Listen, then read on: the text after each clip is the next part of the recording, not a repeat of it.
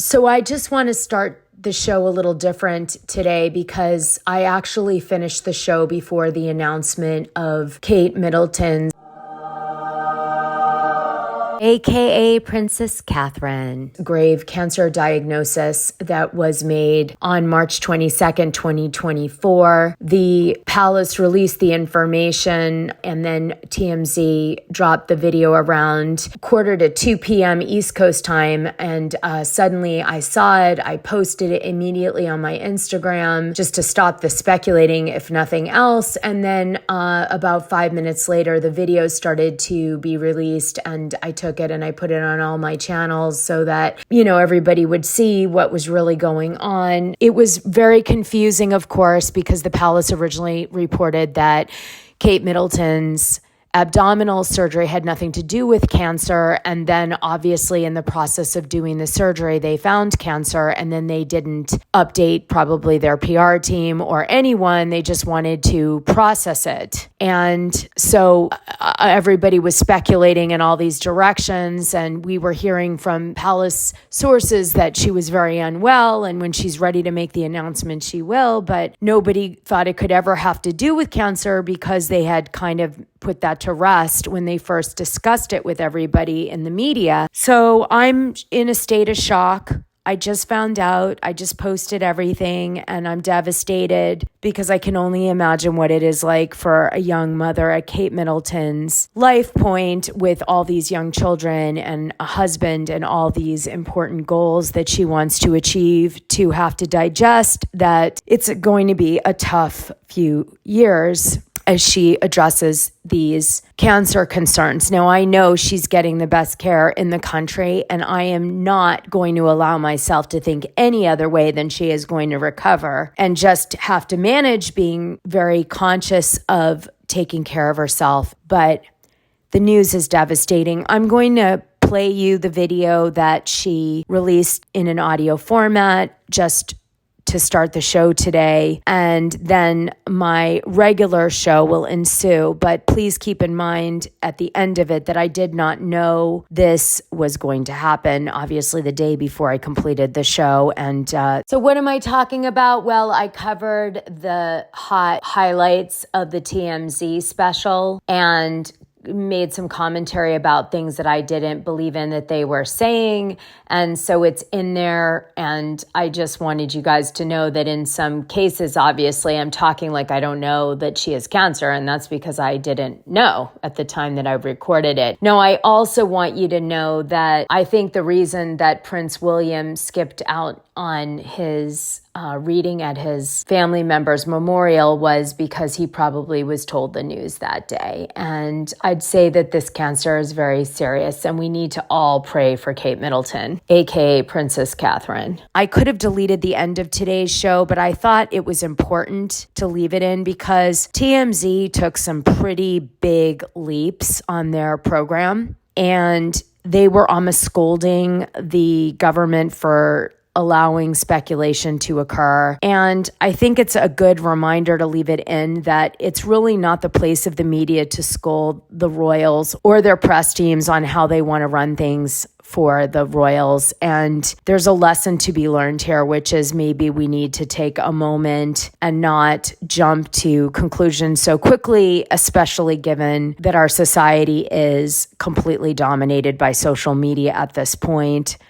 And it's just a giant landscape of people chit-chatting. I just feel like I wanted to take a moment and acknowledge that lesson in today's show. And so when you're listening to the end of the show, just remember that, TMZ basically forced the royal publicity team to release this information and maybe premature. I'm not blaming TMZ because I really love TMZ and generally speaking, enjoy their content so much, but I think they went a little too far on this one. And I feel like Levine is going to want to do some introspection on the way they approach the special they dropped on Thursday based on what was really going on, which of course no one could know. Maybe we need to give these things a little more time. I wanted to take this opportunity to say thank you personally for all the wonderful messages of support and for your understanding whilst I've been recovering from surgery. It has been an incredibly tough couple of months for our entire family, but I've had a fantastic medical team who have taken great care of me, for which I'm so grateful. In January, I underwent major abdominal surgery in London, and at the time, it was thought that my condition was non-cancerous. The surgery was successful. However, tests after the operation found cancer had been present. My medical team therefore advised that I should undergo a course of preventative chemotherapy, and I'm now in the early stages of that treatment. This, of course, came as a huge shock, and William and I have been doing everything we can to process and manage this privately for the sake of our young family. As you can imagine, this has taken time. It has taken me time to recover from major surgery in order to start my treatment. But most importantly, it has taken us time to explain everything to George, Charlotte, and Louis in a way that's appropriate for them and to reassure them that I'm going to be okay. As I've said to them, I am well and getting stronger every day by focusing on the things that will help me heal in my mind, body, and spirits. Having William by my side is a great source of comfort and reassurance too, as is the love, support, and kindness that has been shown by so many of you. It means so much to us both. We hope that you'll understand that as a family, we now need some time, space, and privacy while I complete my treatment. My work has always brought me a deep sense of joy, and I look forward to being back when I'm able. But for now, I must focus on making a full recovery. At this time, I'm also thinking of all those whose lives have been affected by cancer. For everyone facing this disease, in whatever form, please do not lose faith or hope. You are not alone. Come on, bitch, let's go.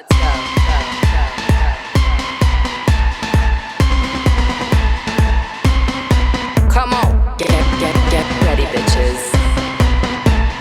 You haven't seen nothing yet. Come on. Valentino, Versace, Lamborghini, Bugatti. I got money to burn. I'm single and I'm naughty. Come on. Tiffany's, Cartier, Gucci, Armani. Come on. Break out your black card, boys. It's time to party.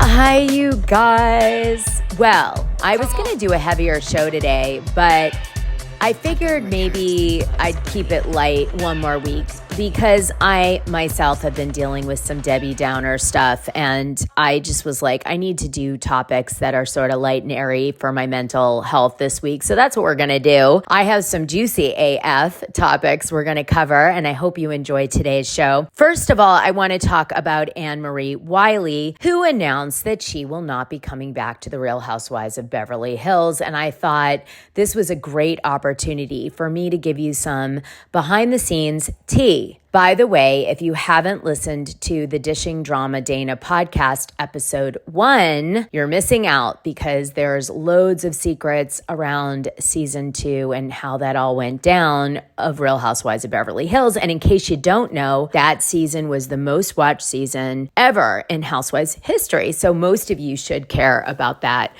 related to season 2. So I hope you enjoy that show. You're a pig. Okay, You're a enough. slut No pig. one is touching anyone in this house. No one is touching anyone. There will be no touching. No one is hurting anyone in this house. No one is going to lay a finger on each other. I will not have it. Well, thanks, Taylor. It was my house, but I love that she said it for me. I was in shock. I was like, what the fuck is happening? I thought this show was about friendship. I think episode 1 of Dishing Drama Dana about this is a drinking episode, and I was very messy on that one, if I recall, because I had rosé. Let me tell you a little bit about what AnneMarie said, and then I want to comment on that before we move on to some other things. So AnneMarie took to her Instagram first thing in the morning on March 21st, or maybe even on the 20th late, and I just saw it on the 21st. But she immediately got on Instagram to let everybody know that she wasn't asked back, and she felt pretty wronged over this. And I kind of get where she's coming from, so I wanted to talk to you guys a little bit about that. I just got word today that I will not be returning to the Real Housewives of Beverly Hills. To say that I'm disappointed is an understatement. I never auditioned for this show, which is really strange because how do you get on a show if you didn't cast for it? Because even I casted for it and I was already on the show. So that's really strange. I think she probably casted and didn't realize it. So in other words, they reached out to her, said, fill out this form and send us photos of your house and your kids and your life, and then we'll consider you for the part. And because they reached out to her and requested that information, she felt like it wasn't her casting, but that was just them saying, we want you to cast kind of thing. So I'm thinking that's it. Otherwise, I don't know what to say because that makes no sense. Okay, let's keep going. The show found me and asked me to be on it out of the blue 6 weeks after the cast had already started filming. So yeah, that's what I think happened. And they must have been struggling pretty hard with this season for them to hurry up and bring in somebody to like shake things up, right? So, and they did end up making a lot of the season about AnneMarie, to be fair, even though it wasn't enjoyable. They certainly did. So she seemed to be a solution to a problem that was interim. She said, I was thrown into filming 2 weeks later, mid-season. I was very excited about the opportunity and I thought following exactly what I was instructed to do throughout filming. After hearing about Sutton's small esophagus, does it hurt when she eats? Does she get like acid reflux when she eats? Like, I'm gonna have to ask her this. And then what she says next in her statement is very interesting. She says, I was instructed to do this, to ask about Sutton's esophagus or attack around that parameter. And I thought, following exactly what I was instructed to do throughout filming. Last season was the way the game was played. Okay? As a game was played is really important there. And also who instructed her? Producers, Kyle. I feel like Kyle. Listening to what I was instructed to do was my rookie mistake. Yes, it was. You should have called me. It happened to me too. So I understand that rookie mistake. And I always warn every new housewife that I talk to please don't do that. What I'm disappointed about is that the fans never got to see the real me or even a glimpse of my unique life story. Contrary to what was shown on TV, I'm not obsessed with the esophagus. Laugh out loud. What I am is a woman, a proud Black woman who's truly blessed with a wonderful, strong Black man as my husband who lifts me and our 4 wonderful children up and so much love and positivity on a daily. It was an important mission of mine for the next season to show a solid Black family unit and that, quote, true Black love exists, even in Beverly Hills. My struggle with losing my mother to lung cancer within weeks of taping and my struggle with adoption, trauma, and what was going to be and still will be a new life journey for me to find my biological parents, all of which was taped but never shown last season. They did show it, but they showed it on their like YouTube bravo.com website. I was still in my feelings about Crystal. And I was like, you know what? At this point, it is what it is. I did that and I did my biological mom. Because I was adopted, and I was adopted when I was 2 weeks old. And my biological mother had given me up for adoption because she felt that she was not equipped to take care of me, and she wanted me to be in a better situation. And it was a closed adoption. There's something in my adoption paperwork that says that she had asked for me never to try to contact her, which I have not done. And I did the genetic testing years ago, and I received an email that said I had a really close relative. It was showing that it would have been my mother's sister. So admittedly, I was kind of excited. I was like, wow, this is a big deal. And I messaged her and I said, something to the effect of like, I'm 41 years old. I was born in Edmonton at this hospital on this day. My mother gave me up for adoption. I'm just wondering if you know of me, like just if you know of my existence at all. And, I would love, just reach out, and just try to find out any information that I could. And she did not respond and she blocked me. I just need a minute. That's okay. Take your time. By the way, her adoption story is very interesting and very difficult, and you can get a lot out of it. So I want to say that. And this sounds very similar to what Dana Negretti went through, where she wanted to talk about how her dad took his own life and what that did to her and how it changed her. She found him, and she never got to tell that story, trying to help people who might have had similar situations that she encountered, and she was hoping to use the show as a platform for that, but never happened. Among other things, to the fans that saw past what was portrayed and saw the real me, thank you so much for the love and support. I wish all the ladies good luck on the next season, and thank you, Bravo, for the opportunity. As an athlete, challenges only make you stronger and more determined to prosper. I'm excited for the new opportunities ahead that celebrate positivity, truth, authenticity, and the values I truly align with. Until we meet again, thank you, AnneMarie, with a heart. So who would be behind this? Well, I'd say that Kyle Richards throwing AnneMarie under the bus a few times publicly didn't help AnneMarie, because she's the most important person to the producers on the show. So that's number one. And yes, she has that kind of power on Real Housewives of Beverly Hills. That's why I refer to her as the secret producer quite often. If you don't know what she said she barely knew AnneMarie Wiley. She wasn't really her friend. She just lived nearby, and she met her at an agency event with her husband, and so thought it might be a good referral for the show, and left it at that. And of course, her husband, Marcellus Wiley, who's a podcaster. He does sports podcasting and a former professional football player, right? He didn't make too many appearances on the show. And that could have had something to do with the fact that back in November, he was sued, right? And he was sued in a very embarrassing case. A student who attended Columbia University at the same time as Marcellus Wiley, nearly 3 decades ago, sued him to Supreme Court under the Adult Survivors Act. All these cases are coming forward now, even in the reality reckoning. It rushes things to the front of the line if you have a case against someone to do with sexual assault or harassment. Andy Cohen's getting a feel for this with what went down with Brandi Glanville recently. So what's happening is in New York Supreme Court, it kind of rushes these cases ahead of everybody else's to the front of the line based on this new Adult Survivors Act. So anyway, this woman decided that she was ready to call out with the new parameters of the Adult Survivors Act, this assault that she felt that Marcellus did back in college against her.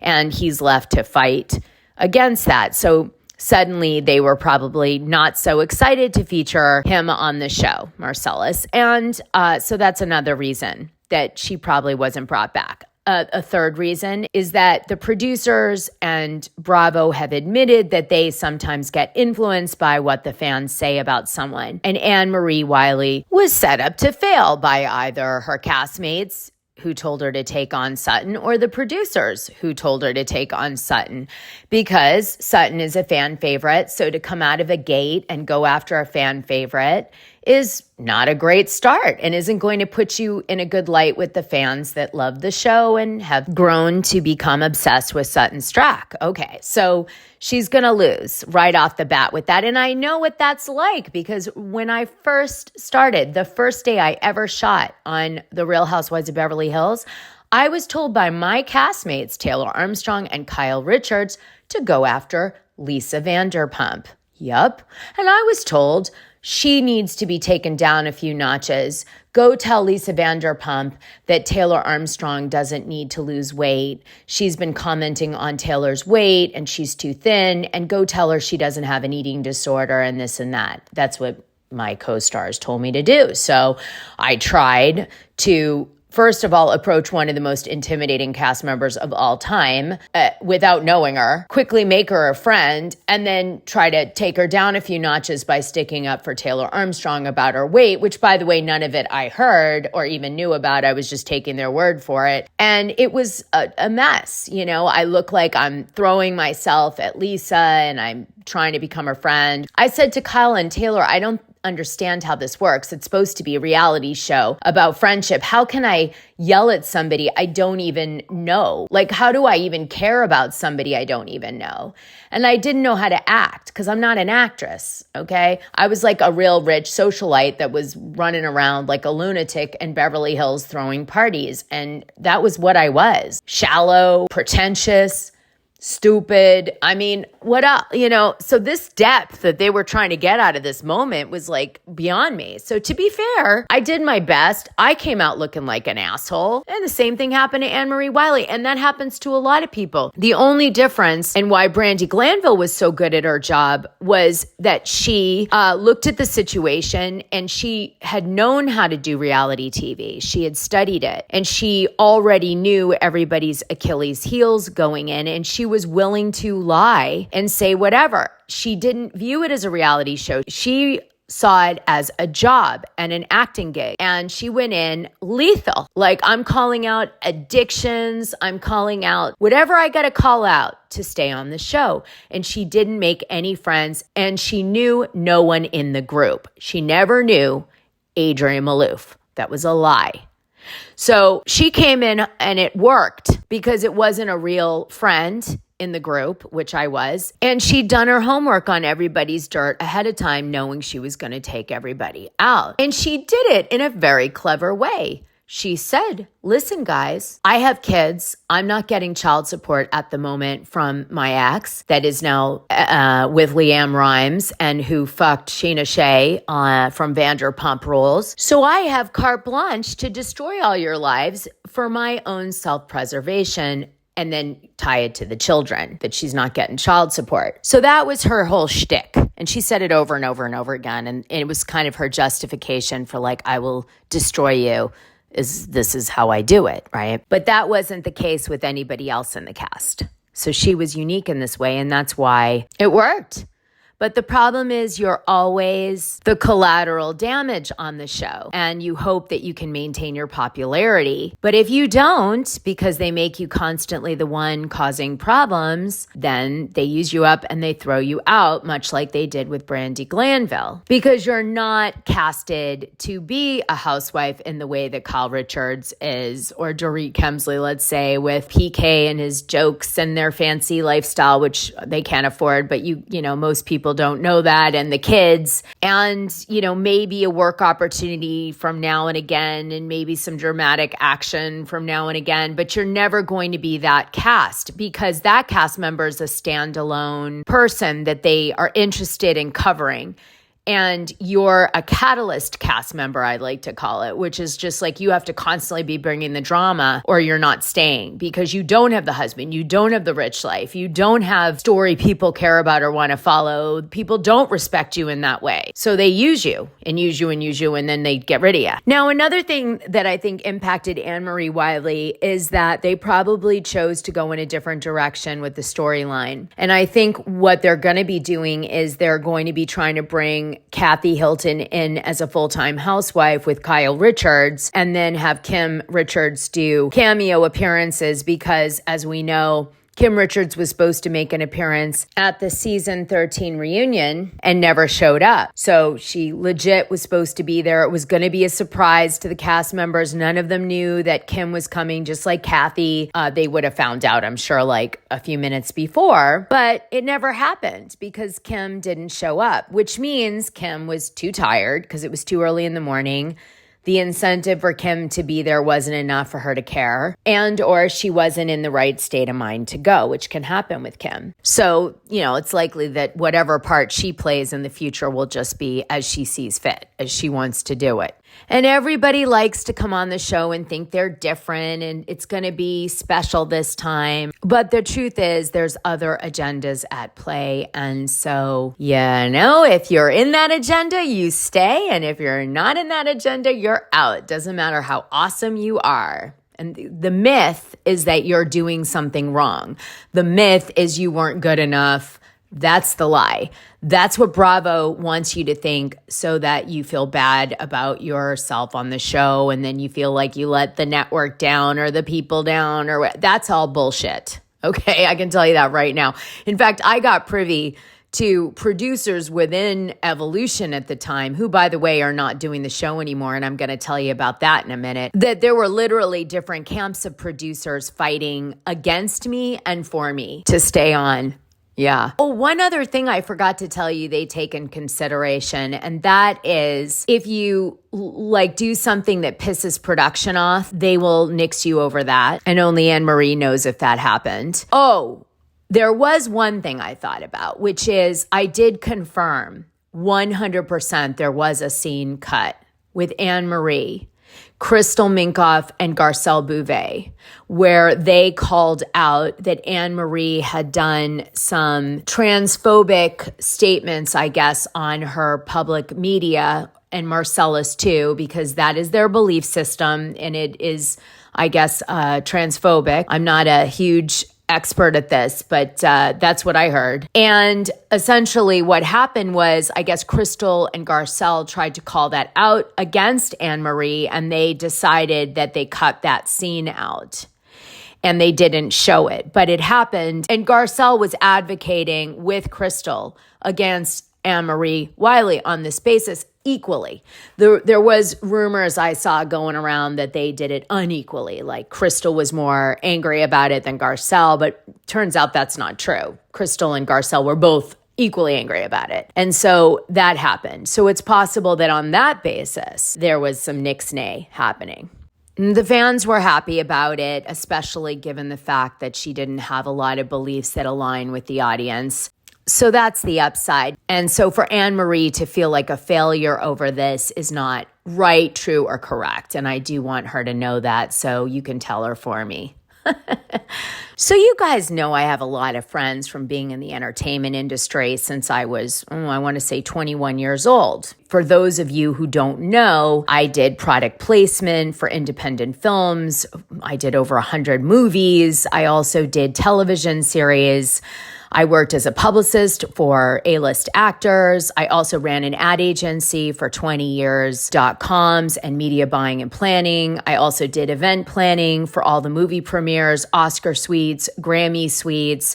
I did Sundance, Cannes Film Festival. I did Tribeca. And I didn't do it for just 1 year. I did it for 9 years. And I worked on some Oscar-nominated independents and raising money for their different promotional events. I also was a UPM and a production coordinator in commercial and television for a while. So I have a pretty large pool of entertainment people that if you said my name, they would say, oh my God, I remember Dana Wilkey, not from Real Housewives of Beverly Hills, but from my crazy ass self floating around doing all that shit. And I got to know a lot of secrets.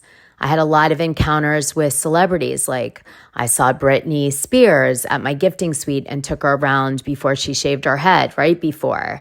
And I worked on Brittany Murphy's last movie before she died. I went to parties with Jeff Green and Paris Hilton and Nikki Hilton and hung out with Brandon Davis in many a bathroom. Kim Richards has nothing on me. And it goes on and on. And the reason I'm bringing it up isn't to toot my own horn, because Lord knows I also went on to flop at reality TV shows. And I ended up dating for 8 years, a genuine narcissist sociopath who I had a baby with, who nuked my life and destroyed my reputation and caused me all sorts of scandal and harm, caused me to get arrested. And then I had to undo all those things and the charges were dropped. But then they gave me a new thing called a misprision. Good luck with that one. I had to go through all of this shit and fight for my life. And anyway, that's all in the Dana Wilkey origin story, part 1 through 4. It's pretty epic. I mean, I left home at 15. So it's a lot, but the point isn't that. It's that I have a lot of information to draw from and a lot of contacts that I still know that give me data. And that brings me into the next part of today's show. Life tests you. Sometimes life annihilates you. But it's only up to you. It's going to dish it out.